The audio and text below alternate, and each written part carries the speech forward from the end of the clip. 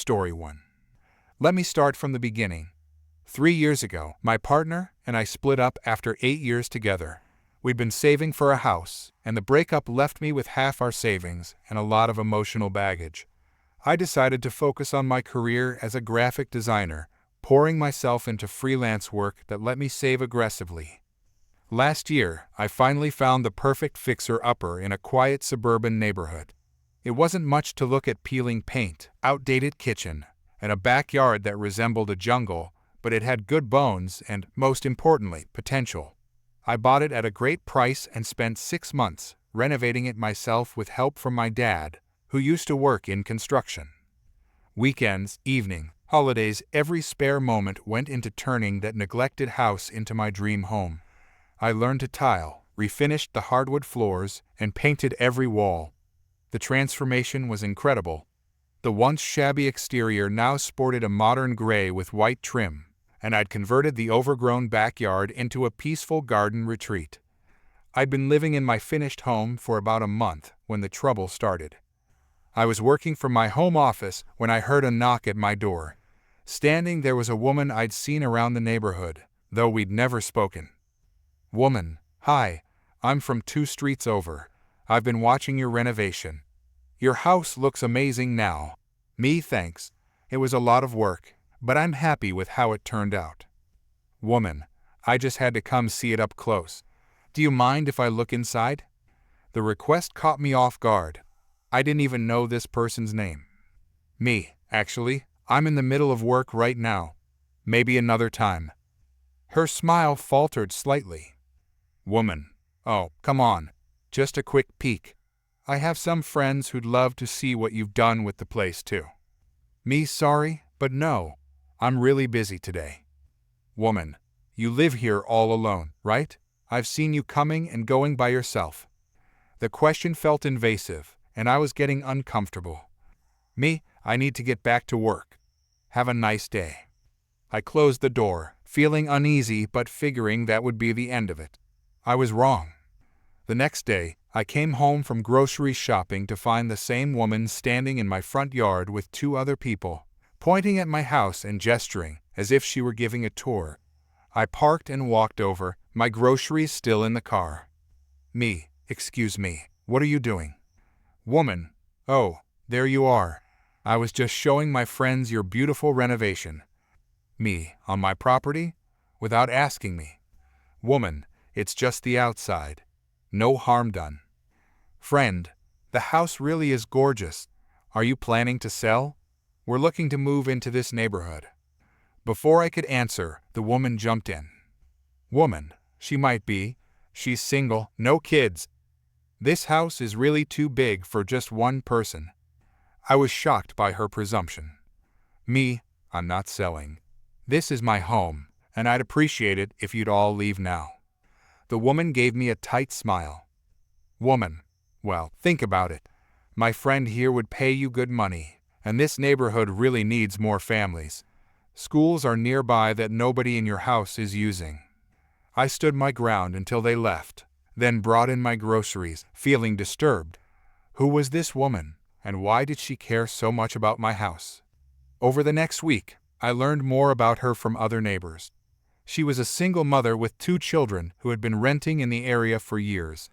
Apparently, she'd been vocal about wanting to buy a house in the neighborhood, but couldn't afford the rising prices. Things escalated quickly. I came home from work one day to find a car parked in my driveway. I recognized it as hers and knocked on the window. She rolled it down casually. Woman, oh, hi, hope you don't mind. My driveway is being repaved, and I needed somewhere to park. Me, you can't just park in someone else's driveway without asking. Please move your car. Woman, it's just for today. Don't be so uptight. Me, move your car now, or I'll have it towed. Woman, fine. But you know, if you had kids like me, you'd understand how hard it is to juggle everything. A little neighborly help wouldn't kill you. This became a pattern. I'd find her car in my driveway at least once a week, and each time she had a different excuse. I started documenting these incidents with photos and dates, just in case. The situation took an even stranger turn when I received a call from someone asking about viewing the house for sale. I explained they had the wrong number, but they insisted they'd been given my contact information for a house showing that afternoon. Confused, I did some digging online and was horrified to discover a social media post in a local buying and selling group with pictures of my house, listed for sale at a price well below market value. The contact information led back to the woman who had posted it, claiming to be the owner looking for a quick sale. I immediately reported the post and messaged her directly. "Me, take down that post immediately. You are not selling my house. This is fraud." "Woman, I'm just trying to help you find a buyer. You're wasting a perfectly good family home on just yourself." "Me, I never asked for your help. Take it down now, or I'm going to the police." "Woman, don't be dramatic. I'm doing you a favor. This neighborhood needs families, not singles hoarding space." I printed screenshots of everything and filed a police report the next day. The officers took my statement, but said there wasn't much they could do yet besides giving her a warning about trespassing and fraudulent listings. I thought maybe the police visit would deter her, but it only seemed to make her more determined. The following weekend, I returned from visiting my parents to find several cars parked on my street and people walking through my front yard. To my horror, there was an "Open House Today" sign stuck in my lawn. I rushed inside to find the woman leading a group of strangers through my living room. She froze when she saw me. "Woman, oh, you're home early." "Me, what the hell are you doing in my house? Everyone needs to leave right now." Potential buyer: "Wait, is this not your house?" "Woman, of course it's my house. She's just my difficult tenant who doesn't want to move out." I couldn't believe what I was hearing. "Me, I am the owner. This woman does not live here and has no right to show my house. This is breaking and entering, and I'm calling the police right now." The potential buyers looked horrified and quickly left, apologizing profusely. I discovered she had Jim'd open a back window to get in. As I called the police, she tried to explain herself. "Woman, look, you're being selfish. I need this house more than you do. I have 2 children who deserve a nice place to live, and you're just one person in a 3-bedroom house. Me, that doesn't give you the right to break into my home and pretend it's yours. How did you even get these people here?" "Woman, I contacted a real estate agent and told them I was ready to list my house. They couldn't come today, but gave me some tips on hosting my own open house." The police arrived quickly this time and took her away. I learned she'd been telling people around the neighborhood that I was a distant relative who had inherited the house but didn't really want it, and that I had promised to sell it to her once her financing came through. I thought that would be the end of it, but the real bombshell dropped 3 days later when a professional-looking woman knocked on my door, introducing herself as a real estate agent. "Real estate agent, I'm here to finalize the listing paperwork for your property." "Me, I'm not selling my house." "Real estate agent, but I have an appointment with the owner." She checked her phone and showed me an email confirmation from the woman, who had apparently been posing as me using a similar email address. "Me, that's not me. A woman in the neighborhood has been trying to sell my house without my knowledge." The real estate agent was shocked and immediately called her office. It turned out the woman had signed a listing agreement using my name and had even paid the initial marketing fee with a check that later bounced. "Real estate agent, this is serious fraud. We need to report this." Together, we went to the police station and filed an expanded report. The real estate agent was furious about being deceived and pressed charges for fraud, forgery, and identity theft. With her company backing the case, the authorities took it much more seriously. The woman was arrested the following day. I later learned through the grapevine that she'd been telling everyone she was helping me sell a house that was too big for one person, and had convinced herself she deserved it more than I did. She had even told her children they would be moving into their new house soon. In the end, she was charged with multiple counts of fraud, breaking and entering, identity theft, and trespassing. She received probation and was ordered to undergo psychological evaluation and stay at least 500 feet away from me and my property. I installed security cameras and a better alarm system, just to be safe. Some neighbors who had been taken in by her stories apologized for not questioning her claims. It's been 6 months since the court case, and life has finally returned to normal. My house is still my sanctuary, my achievement, and a daily reminder that I don't need to justify my life choices to anyone. Whether I have kids or not, whether I live alone or with 10 roommates, this is my home, and nobody has the right to decide I don't deserve it. Story 2. I've been deaf since I was 12 years old. A bad case of meningitis took most of my hearing, leaving me with just enough to get by with powerful hearing aids. Even with them, I catch maybe 60% of what people say in quiet settings, a lot less in noisy ones. I've gotten pretty good at reading lips, but it only works if I can actually see your face. After 15 years, I've adapted well enough. I work as a software developer, which is perfect since most communication happens through text anyway. My coworkers are understanding, and I've built a good life for myself. Dating is sometimes awkward. You try explaining to someone on a first date that you can't hear them in a crowded restaurant, but I manage. The grocery store, though, that's a whole different challenge. People don't expect to encounter a deaf person while shopping for cereal. They come up behind me, ask questions, and then get frustrated when I don't respond. Sometimes they think I'm rude. Sometimes they think I'm ignoring them. Most of the time, they figure it out once they see my hearing aids or when I explain. Most people are understanding once they realize. Most people, not all people. Last Saturday started like any other weekend. I had my shopping list on my phone, my hearing aids in, and a plan to get in and out quickly. The store was crowded, as usual on weekends. More people means more noise, which means my hearing aids pick up a jumble of sounds that's almost impossible to sort through. On days like this, I rely almost entirely on my eyes. I was in the produce section, carefully selecting some avocados for the week ahead, when I felt that strange sensation you get when someone's been trying to talk to you. You know the feeling that prickle on the back of your neck when you realize someone's been speaking and expecting a response.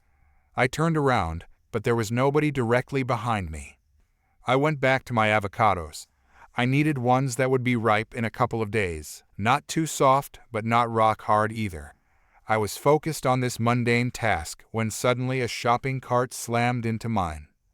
I looked up to see a woman middle-aged with a haircut that screamed, "I want to speak to the manager," glaring at me. Her lips were moving rapidly, and her face was turning an alarming shade of red. She was clearly upset about something. I pointed to my hearing aids and said what I always say in these situations. "I'm sorry, I'm deaf. Could you please face me when you speak so I can try to read your lips?" I know my speech isn't perfect. Years of not hearing your own voice does that. But it's understandable. I saw recognition flicker across her face, but instead of slowing down or trying to communicate differently, she just raised her voice, as if volume was the issue. "Woman, are you deaf or just rude?" I nodded and pointed to my hearing aids again. "Yes, I'm deaf. I can't hear you well when you shout." She rolled her eyes dramatically. "Woman, whatever. You're blocking the aisle. Move." Now I understood. I was standing in front of the display, taking my time with the avocados. I quickly apologized and moved my cart to the side. Problem solved, right? Wrong. Instead of continuing with her shopping, she stayed there, her cart still blocking mine. She was saying something to another shopper who had stopped nearby, gesturing toward me. I couldn't catch what she was saying because she wasn't facing me, but I could tell from the other shopper's uncomfortable expression that it wasn't complimentary. I decided to just move on. I had most of what I needed anyway. I tried to maneuver my cart around hers, but she shifted, blocking my path. Now I was getting annoyed. I gestured politely for her to let me pass. She shook her head and started speaking again, this time facing me. "Woman, you need to apologize properly." I was confused. I had already apologized for blocking the aisle. "I'm sorry if I was in your way," I said again, speaking as clearly as I could. "May I please get past now?" Woman: "No. You were very rude. I've been trying to get your attention for 5 minutes. You ignored me on purpose." This was getting ridiculous. "I didn't hear you." "I'm deaf," I repeated, pointing to my hearing aids again. "Please let me pass." She pulled out her phone. At first, I thought she might be typing a message to show me some people do that, and I appreciate the effort. But instead, she started talking into it while staring at me with what I can only describe as a triumphant expression.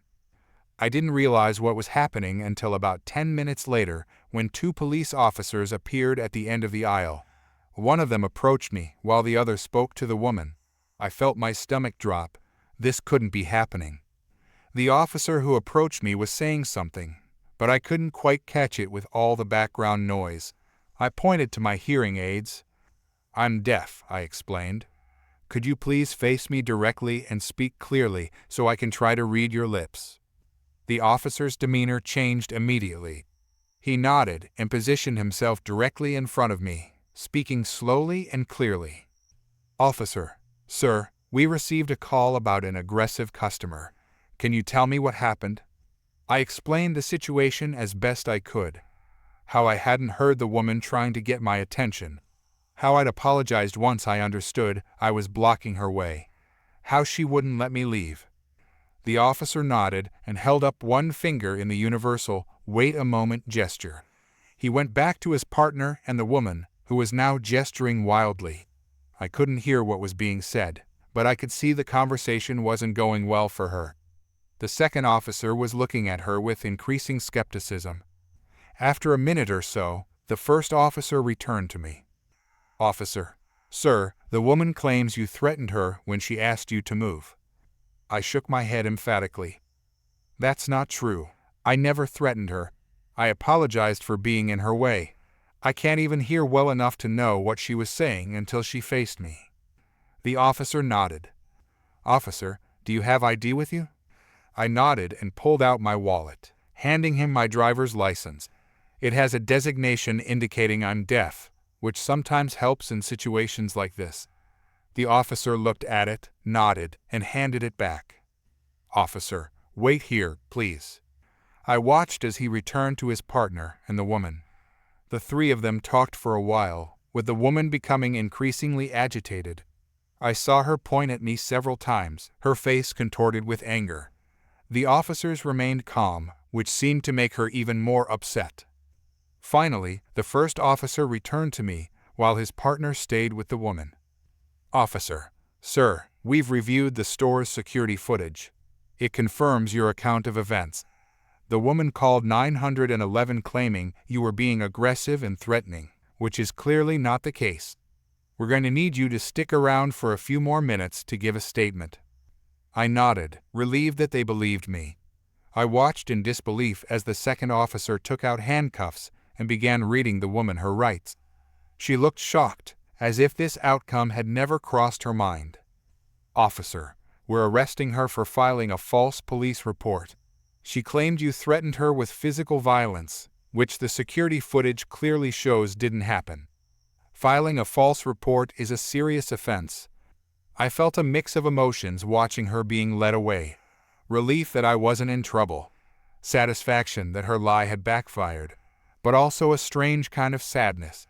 What kind of person calls the police on a deaf man simply because he didn't hear her? The store manager approached us, apologizing profusely to me. He asked if there was anything he could do to make up for the inconvenience. I just shook my head. All I wanted was to finish my shopping and go home. "Officer, sir, we'll need you to come to the station to give a formal statement. Is that okay?" I nodded. Of course. Before leaving, the officer handed me his card. On the back, he'd written, "My sister is deaf. Thank you for your patience today." That small gesture of understanding meant more to me than he could know. I gave my statement at the police station, where they had an interpreter waiting. The woman was charged with filing a false police report, and I later learned she was also hit with a hefty fine. The officers informed me that they would be using this incident in their training programs about interacting with deaf and hard of hearing individuals. In the weeks that followed, the store where the incident happened reached out and asked if I would help them create a training program for their staff about assisting customers with hearing impairments. I agreed immediately. If something positive could come from this unpleasant experience, it would be worth it. As for the woman, I heard through the grapevine that she tried to fight the charges, but ultimately took a plea deal when she realized the security footage made her case indefensible. She was ordered to complete community service hours at a center for the deaf and hard of hearing. Sometimes I wonder if that experience changed her perspective at all. I hope it did. Because the next deaf person she encounters might not have the security of store cameras and sympathetic police officers. And the next time someone doesn't respond when you speak to them from behind, maybe consider the possibility that they can't hear you before you call 911.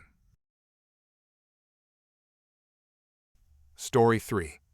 Life has a way of throwing the unexpected at you, especially when you're just trying to enjoy a peaceful day at the park. Let me give you some background. 4 years ago, I was diagnosed with epilepsy after a car accident left me with a traumatic brain injury. The seizures came without warning, and they completely derailed my life. I had to quit my job as a high school teacher, move back in with my parents temporarily, and basically restart my entire life from scratch. After trying different medications with limited success, my neurologist suggested I look into getting a service dog. That's how Atlas came into my life. He's a beautiful golden retriever who's been trained specifically to detect the chemical changes in my body before a seizure happens. He gives me about a 10-15 minute warning before an episode, which has been life-changing.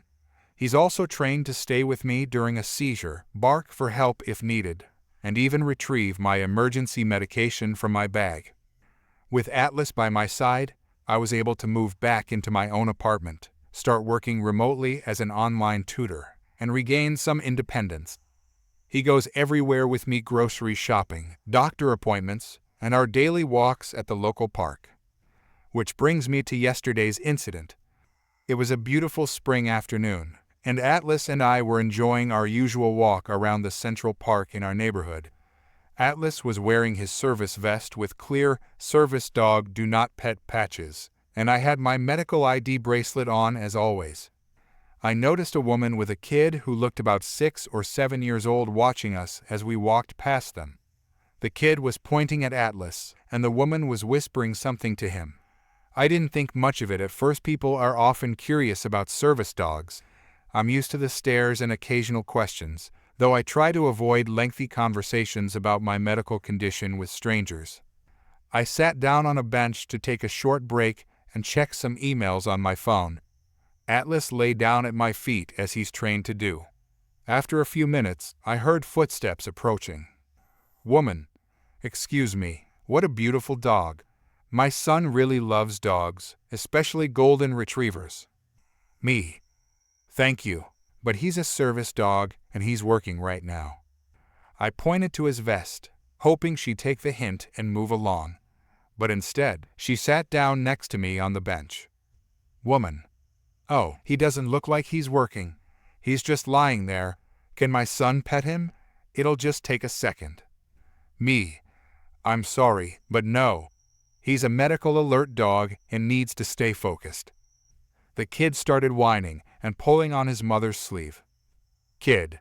Mom, I want to pet the doggy. You said I could pet him. Woman. See how upset you're making my son. It's just a quick pet. It's not going to hurt anything. I stood up, preparing to leave. Me. I said no. Please respect that. Come on, Atlas. Atlas immediately stood up at my command. I'm not confrontational by nature. Having a chronic medical condition teaches you to pick your battles. Energy is a limited resource when you're constantly managing your health. So my plan was simply to walk away from this uncomfortable situation. But as I turned to leave, the woman reached out and actually grabbed my arm. Woman, don't be so selfish. It's not like you're blind or anything. You look perfectly fine to me. My son has been begging for a dog for months, and I promised him he could pet one today. I pulled my arm away, feeling my anxiety rising. People who don't understand invisible disabilities often make these kinds of comments, but this woman was being particularly aggressive. Me. Please don't touch me. Atlas is a medical alert dog for my epilepsy. He's not a pet, and I need him. Woman. Epilepsy? You're not having a seizure right now, are you? So he's not working. Stop being so entitled. I could feel my face getting hot. The irony of her calling me entitled wasn't lost on me. Me. We're leaving now. Please leave us alone. I started walking away with Atlas beside me. We got about 20 feet away when I heard the kid wailing behind us. I glanced back and saw the woman whispering something to him again while looking at us. I picked up my pace, wanting to get back to the safety of my apartment. A few minutes later, I stopped by a water fountain to get a drink and give Atlas some water. I always carry a collapsible bowl for him in my bag. While I was filling it, I felt a tug on Atlas's leash. When I turned around, I couldn't believe what I was seeing.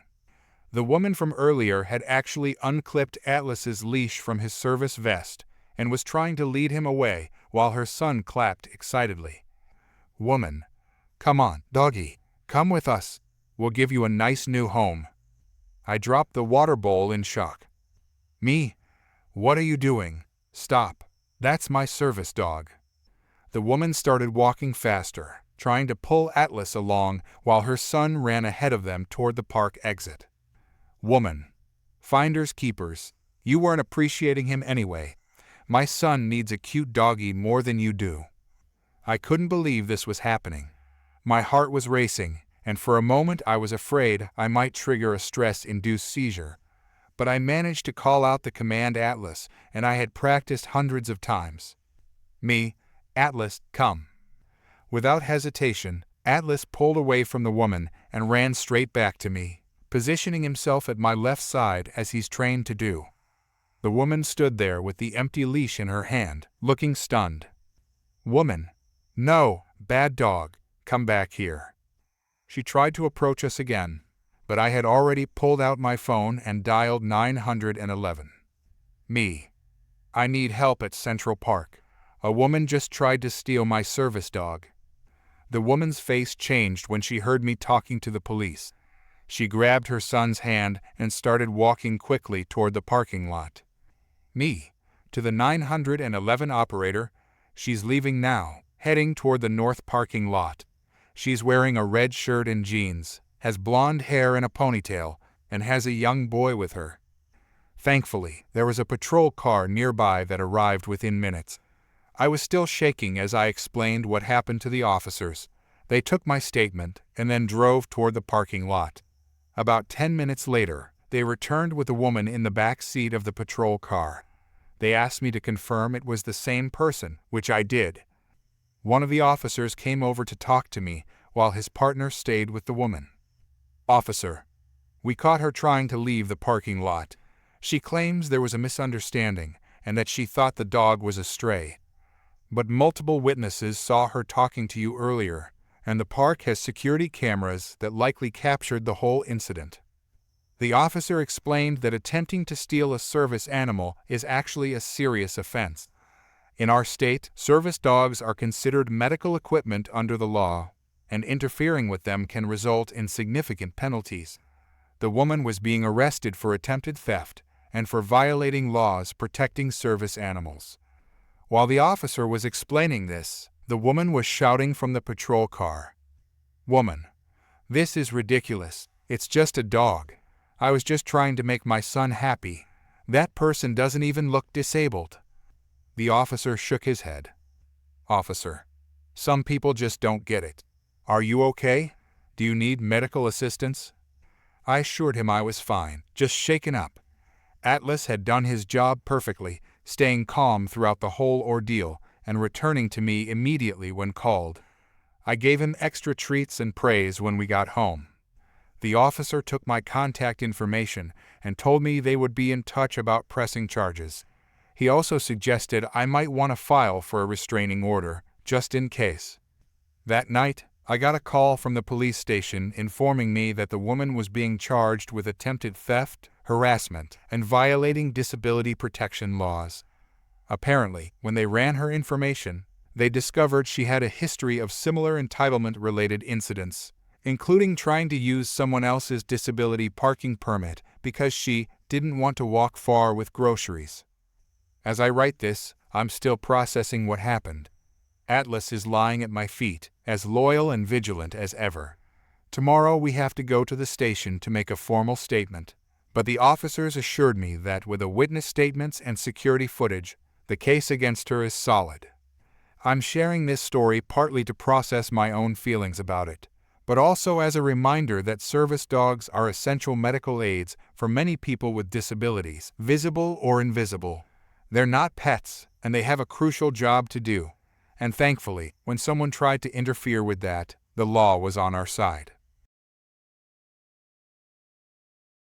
Story 4.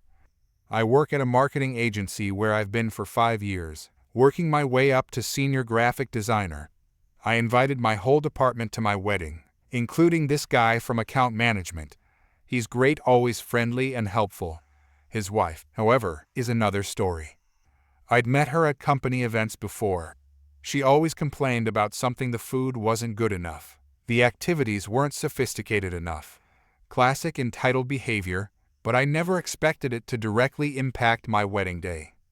When sending invitations, I clearly specified it was an adults-only event. My fiancé and I wanted a sophisticated evening without children running around.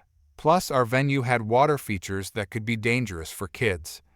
2 weeks before the wedding, I received most RSVPs, including one from my coworker and his wife. Then, 3 days before the wedding, I got a text that changed everything. Coworker's wife: "Hi, looking forward to your wedding. Just wanted to let you know my son is excited too. He's never been to a wedding before."